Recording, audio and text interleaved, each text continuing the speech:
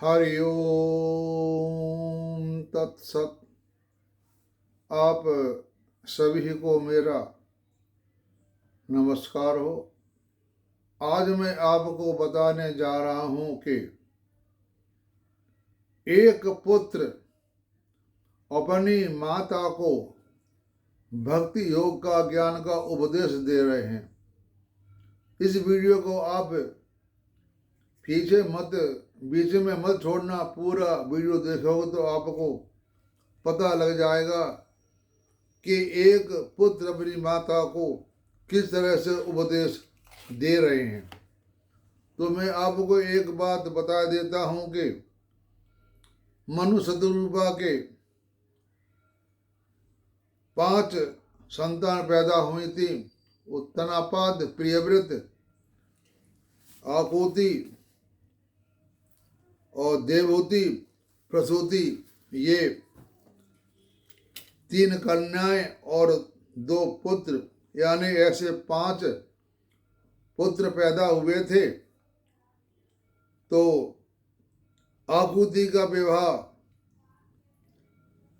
शतरूपा के आज्ञा अनुसार भाई के साथ विवाह कर दिया गया था। उनका नाम था ऋषि प्रजापति। और देवहूति का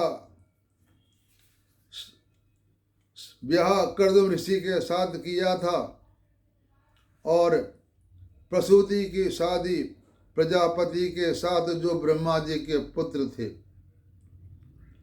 हमारी ऐसी कई बातें आई हैं शास्त्रों में कि भाई बहन की शादी कर दी, ऐसा सोचते हैं। ये सोचना गलत है, क्योंकि जब भगवान संसार को पैदा करता है तो वो तो पैदा करने से रहा, वो अपनी मायावश एक जोड़ा बनाता है या कहता है या पैदा करता, कुछ भी कह लो, तो एक पुरुष एक स्त्री का जोड़ा बनता है और उन दोनों की आपस में शादी कराने के बाद संसार की उत्पत्ति आगे चलती है। ऐसे ही ब्रह्मा जी के ने अपने अंश से सुसिद्धि को पैदा किया था, यानी ब्रह्मा जी ने अपने ही शरीर से एक पुरुष और एक स्त्री यानी सुसिद्धि को प्रकट किया था और उन्होंने उससे शादी कर ली।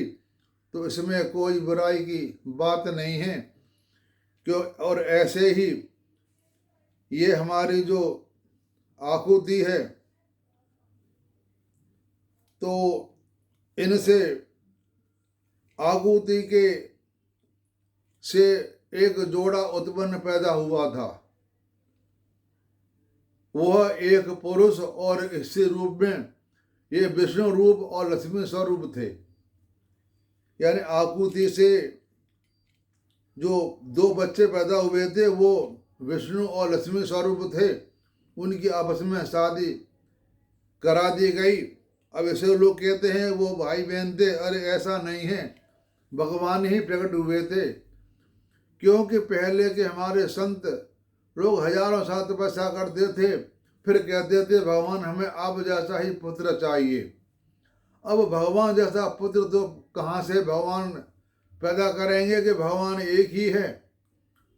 तो वो तो अपने अंश स्वरूप उन्हीं के गर्भ से प्रकट होते हैं।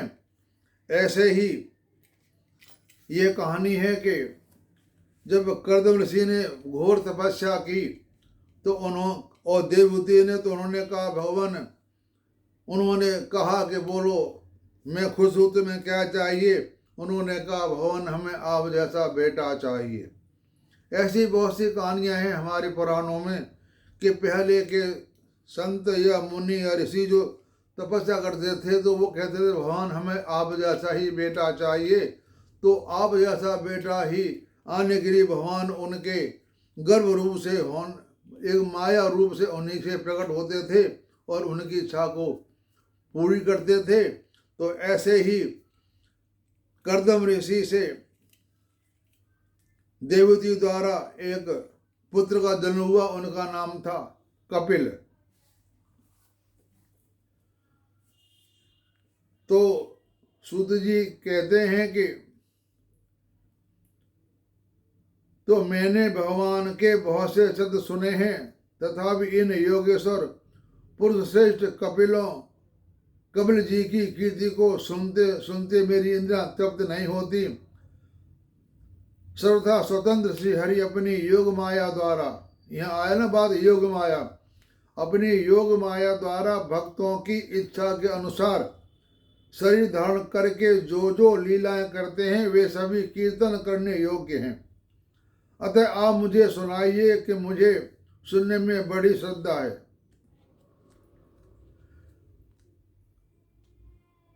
आपकी भांति जब विदुर ने यह आत्मज्ञान विषयक प्रश्न किया तो श्री व्यास जी ने सखा भगवान मैत्रेय जी के प्रसन्न होकर इस प्रकार कहने लगे कि पिता के वन में चले जाने पर भगवान कपिल जी माता का प्रिय करने की इच्छा से उस बिंदुसर तीर्थ में रहने लगे। एक दिन तत्व सम्मुख के पारदर्शी भगवान कपिल कर्म कलाप से विरत हो आसन पर विराजमान थे। उस समय ब्रह्मा जी के वचनों का याद करके देवहूति से उनसे कहा। देवहूति बोली कि प्रभु, इन पुष्ट इंद्रियों की विषय लालसा से मैं बहुत ऊब गई हूँ और इनकी इच्छा पूरी करते रहने ही घोर अज्ञान अंधकार में पड़ी हुई हूँ। अब आपकी कृपा से मेरी जन्म परंपरा का समाप्त हो चुकी है।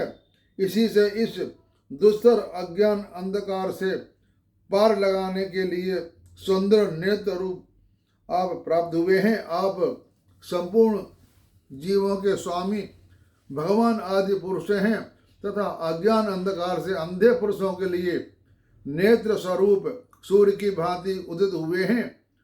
इन देह रे आदि में मेरेपन का दुर्ग्रह होता है, वह भी आपका ही कारण हुआ है। अतः अब आप मेरे इस महामोह को दूर कीजिए। माता कपिल भगवान से कह रही हैं कि मेरे इस माया रूपी जो मेरे अंदर पैदा हुई उसे आप हटाइए। आप अपने भक्तों के संसार रूप वृक्ष के लिए कुठार के समान है। मैं प्रकृति और पुरुष का ज्ञान प्राप्त करने की इच्छा से आप शरणागत वत्सल की शरण में आई हूँ। आप भागवत धर्म जानने वाले में सबसे श्रेष्ठ हैं। मैं आपको प्रणाम करता हूँ। मैंने बताया था कि मैं प्रकृति और पुरुष के बारे में भी एक वीडियो बना चुका हूँ। तो जो बातें मुझे साथ में मिलती हैं उनकी बातों को मैं अलग अलग विस्तार से खोल करके संक्षिप्त रूप में कह देता हूँ।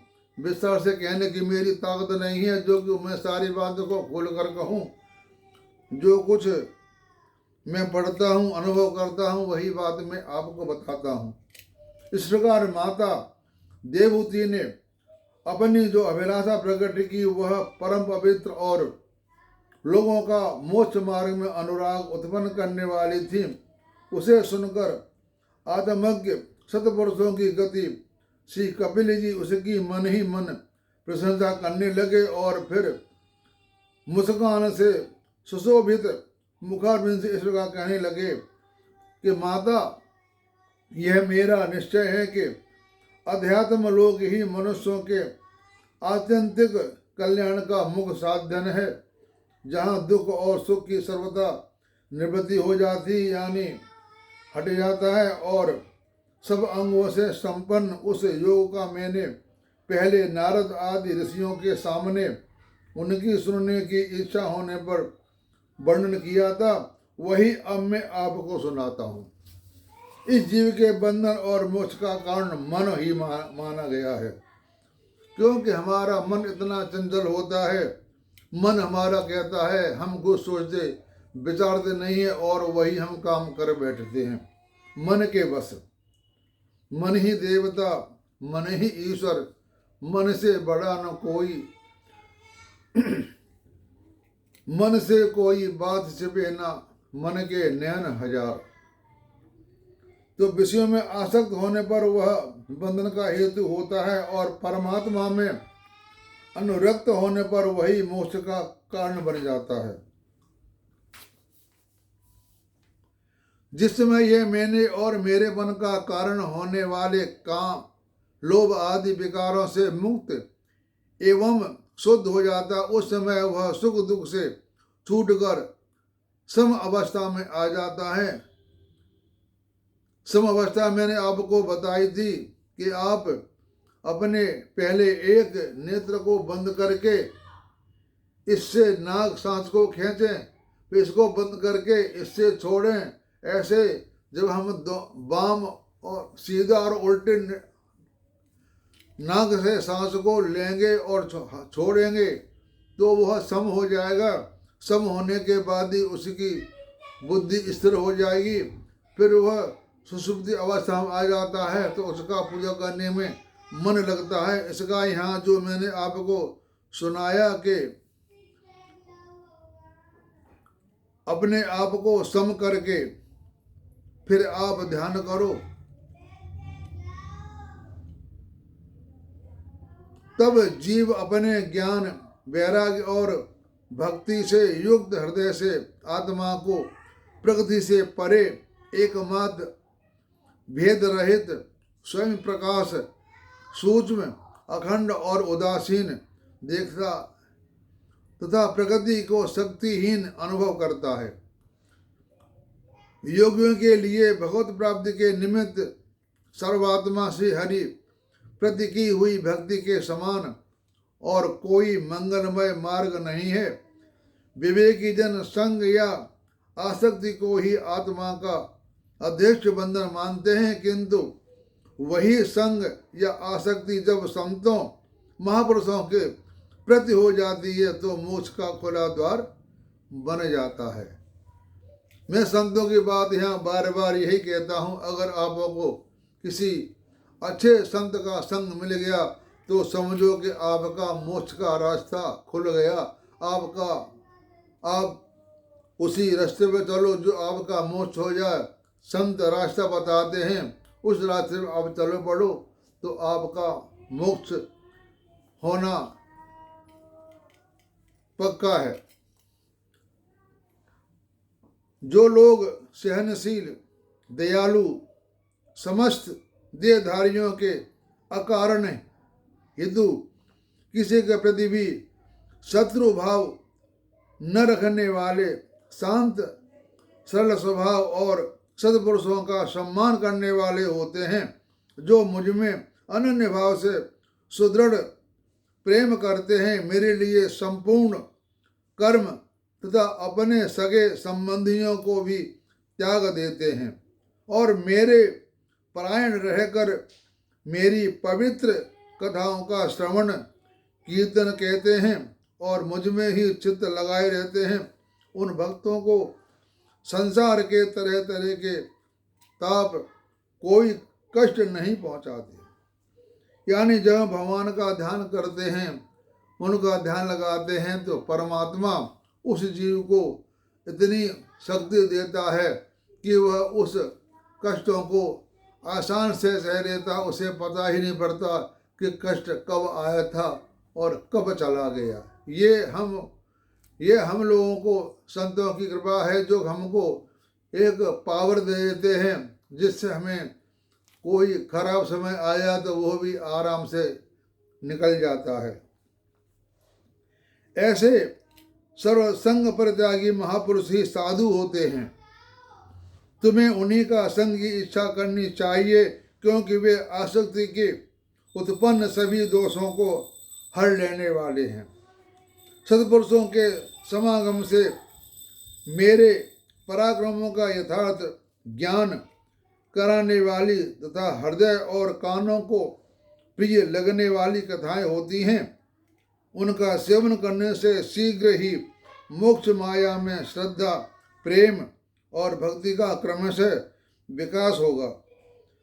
फिर मेरी सृष्टि आदि लीलाओं का चिंतन करने से प्राप्त हुई भक्ति के द्वारा लौकिक और पारलौकिक सुखों में वैराग्य हो जाने पर मनुष्य सावधान पूर्वक योग के भक्ति प्रधान सरल उपायों से समाहित होकर मनोनिग्रह के लिए यत्न करेगा। इस प्रकार प्रकृति के गुणों से उत्पन्न हुए शब्द आदि विषयों का त्याग करने से, वैराग्य युक्त ज्ञान से, योग से और मेरे प्रति की हुई सुदृढ़ भक्ति मनुष्य मुझ अपने अंतरात्मा को इस देह में ही प्राप्त कर लेता है। यहाँ योग शब्द जो बार आ रहा है, योग का मतलब है हम भगवान को अपने आप को जोड़ दें, उसे कहते हैं योग। एक होता है योग क्रिया और योग होता है योग संबंध। योग क्रिया हम शरीर से करते हैं और हम योग के द्वारा ही मन को भगवान में लगाते हैं, उसे कहते हैं भगवान से योग करो। तो देवहूति ने कहा कि भगवान आपकी समुचित भक्ति का स्वरूप क्या है। माता कह रही हैं कि आपकी समुचित भक्ति का स्वरूप क्या है और मेरी जैसी अबलाओं के लिए कैसे भक्ति ठीक है, जिससे कि मैं सहज में ही आपको निर्वाण पद को प्राप्त कर सकूं। निर्वाण स्वरूप प्रभु जिसके द्वारा तत्व ज्ञान होता है और जो लक्ष्य को वेदने वाले बाण के समान भगवान की प्राप्ति कराने वाला है, वह आपका कहा हुआ योग कैसा है और उसके कितने अंग हैं, यह सब आप मुझे इस प्रकार समझाइए जिससे कि आपकी कृपा से मैं मंदमती स्त्री जाति भी इस दुर्बोध विषय को आराम से समझ सकूं। तब माता का ऐसा अभिप्राय जानकर कपिल जी के हृदय में स्नेह उमड़ आया और उन्होंने प्रकृति आदि का तत्वों का निरूपण करने वाले शास्त्र का, जिसे सांख्य कहते हैं, उपदेश किया। सांख्य कहते हैं ज्ञान योग को, साथ ही भक्ति विस्तार एवं योग का भी वर्णन किया। श्री भगवान ने कहा कि माता, जिसका चित्त एकमात्र भगवान में ही लग गया है, ऐसे मनुष्य की वेद विहित कर्मों में लगी हुई तथा विषयों का ज्ञान कराने वाली कर्मेंद्रिय और ज्ञानेंद्रिय दोनों प्रकार की इंद्रियों को जो सत्य मूर्ति श्री हरि के प्रति स्वाभाविक प्रवृत्ति है, वही भगवान की अहेतु की भक्ति है। यह मुक्ति से बढ़कर है, क्योंकि जठरा नल जिस प्रकार खाए हुए अन्न को पचाता है, जठरा अग्नि हमारे पेट के अंदर होती है, उसे समान वायु के नाम से कहा जाता है। यह हम जो भी कुछ खाते हैं उसको पचा देती है, इसे कहते हैं जठरा नल। जब समान वायु में कोई आने जाने में कुछ उसकी स्थिति बिगड़ जाती है, तभी पेट हमारा खराब हो जाता है। उसी प्रकार यह कर्म संसार के भंडार रूप लिंग शरीर को तत्काल भस्म कर देती है।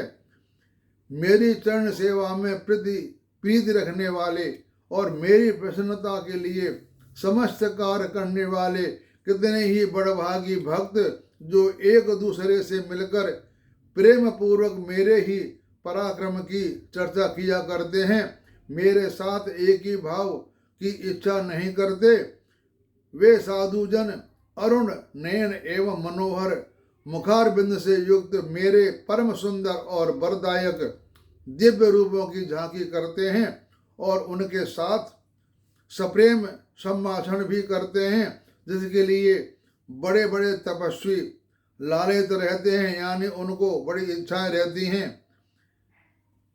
दर्शनीय अंग प्रत्यंग, उदार हास विलास, मनोहर चितवन और सुमधुर वाणी से युक्त मेरे उन रूपों की माधुरी में उनका मन और इंद्रियां फंस जाती हैं।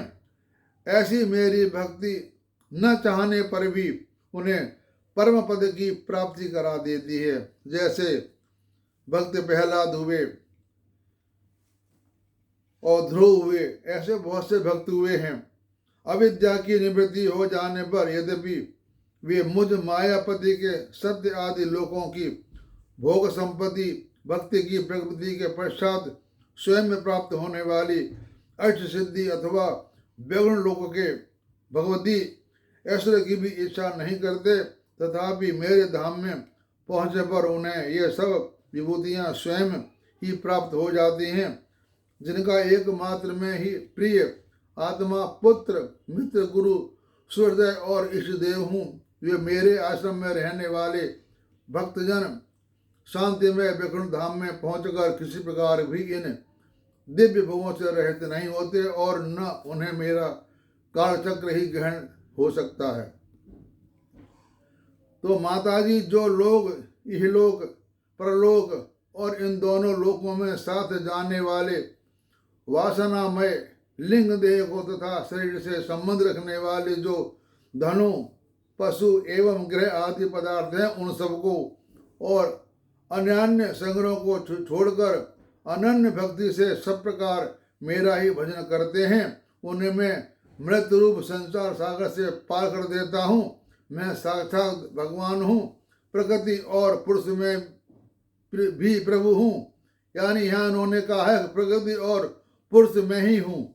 मैंने भी यही उसमें वर्णन किया है कि प्रकृति पुरुष अलग नहीं है, जड़ चेतन का है, दोनों ही चैतन्य हैं। क्योंकि वो यहाँ लिखा है भगवान ने कि प्रकृति और पुरुष भी प्रभु मैं हूँ तथा समस्त प्राणियों का आत्मा हूँ।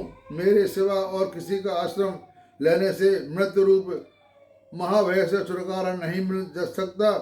मेरे भय से यह वायु चलती है, मेरे भय से सूर्य तपता है, मेरे भय से इंद्र वर्षा करता है, अग्नि जलाती है तथा मेरे ही भय से मृत्यु अपने कार्य में प्रवृत्त होता है। योगी जन ज्ञान वैराग्य युक्त भक्ति योग के द्वारा शांति प्राप्त करने के लिए मेरे निर्भय चरण कमलों का आश्रय लेते हैं। संसार में मनुष्य के लिए सबसे बड़ी कल्याण प्राप्ति यही है कि उसका चित्र तीव्र भक्ति योग के द्वारा मुझ में लगकर इष्ट हो जाता है। एक जगह मैंने पढ़ा भी है, जो इंद्र हूँ वो मैं ही स्वयं हूँ, कोई अलग इंद्र नहीं है, मैं ही इंद्र हूँ। एक बात मैं आपसे कहना भूल गया, मैं आपसे सबसे क्षमा चाहता हूँ। आज 9 वर्ष है 2023 में ये कहना भूल गया कि आज 9 वर्ष का आपको सभी को शुभ में आपके भगवान सारे काम पूरे करें। जो बीत गया सो बीत गया, अब आँख खोलो, सवेरा हो गया, अब शुभ काम करो। ये हमारा जो 9 वर्ष है इसको हमारे भारत देश में 99% मानते हैं, लेकिन हमारा जो सनातन धर्म के हिसाब से जो नवयुग है वो चैत्र मास के शुक्ल पक्ष में प्रतिपदा को आता है, उसे हम 9 वर्ष कहते हैं। वो भी ठीक है और ये भी ठीक है। हमारे भारतवर्ष में 2 बार 9 वर्ष मनाया जाता है, एक 1 जनवरी को और दूसरा नवरात्रि के प्रथम तिथि को। वो हमारा सनातनी उसे नव संवत वर्ष कहते हैं, इसे सन वर्ष कहते हैं। तो इस बात की मैं क्षमा चाहता हूँ, मुझे ये बात पहले कहनी थी, अब मुझे ध्यान में आया तो मैंने आपको बता दिया। आप सबकी शुभकामनाएं आपके लिए धन्य पात्र हो। अब मैं अपनी वाणी को विराम देता हूँ। आप सबको मेरा नमस्कार और आप सभी सुनने वालों को मेरा नमस्कार हो।